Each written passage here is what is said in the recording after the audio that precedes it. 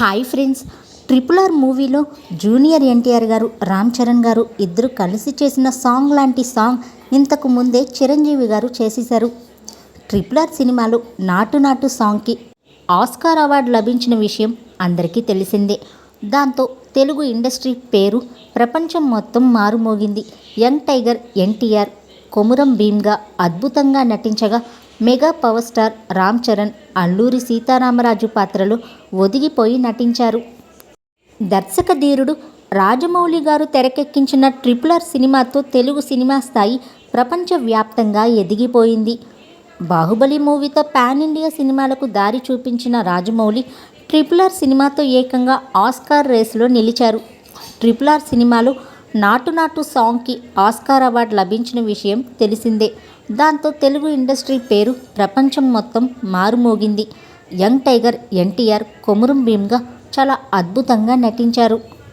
ఇలా ఈ ఇద్దరు కలిసి స్క్రీన్పై చేసిన మ్యాజిక్ అంతా ఇంతా కాదు. సంచలన విజయం సాధించిన ట్రిపుల్ ఆర్ మూవీకి కీరవాణి సంగీతం అందించారు. ఈ సినిమాలోని అన్ని పాటలు మంచి రెస్పాన్స్ని సొంతం చేసుకున్నాయి. అలాగే సినిమా చివరిలో వచ్చిన ఎత్తరా జెండా సాంగ్ కూడా హైలైట్ అనే చెప్పాలి. ఆ పాటలో తారక్, చరణ్తో పాటు సినిమాలో నటించిన మరికొంతమంది కూడా కనిపిస్తారు.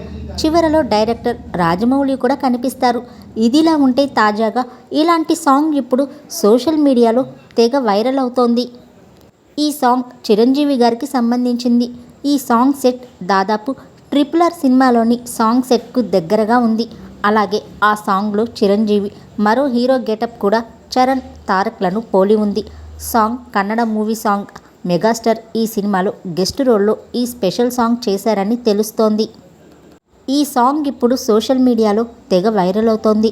ఇదెప్పుడు తీశారు అంటూ నెటిజన్స్ ఈ వీడియో చూసి షాక్ అయి తెగ కామెంట్స్ చేస్తున్నారు.